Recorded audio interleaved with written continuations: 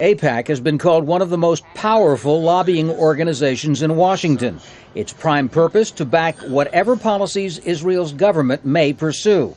At last year's conference, as President Barack Obama campaigned for re-election, he faced many AIPAC delegates who viewed his Republican opponent, Mitt Romney, as the candidate preferred by Israeli Prime Minister Benjamin Netanyahu. But this year's gathering comes as Obama is winning plaudits from Netanyahu for reinforcing U.S. security cooperation with Israel.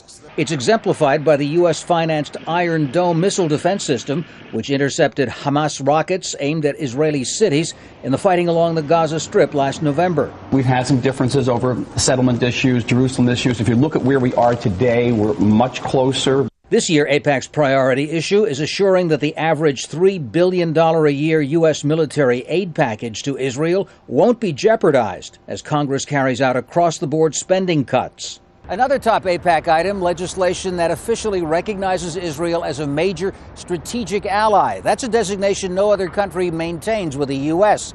And AIPAC is pushing a bill that effectively endorses any Israeli military action it deems to be in its self-defense. That may not be authorization for the U.S. to join in an Israeli attack on Iran, but it would be welcomed by Israel as a green light to proceed. And so this is purely, I think, a message to the world that the U.S. will support Israel on this matter without knowing what that means, without knowing whether there will be a military attack.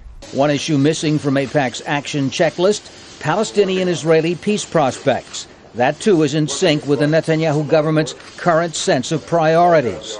You only have to look at the Israeli election itself that was just conducted, where, for all intents and purposes, from my point of view, unfortunately, the Israeli-Palestinian conflict was not front and center. AIPAC meets just 3 weeks before Obama's scheduled trip to Israel and the occupied West Bank.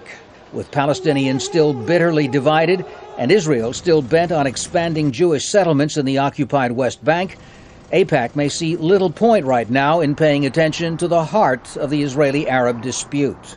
Tom Ackerman, Al Jazeera, Washington.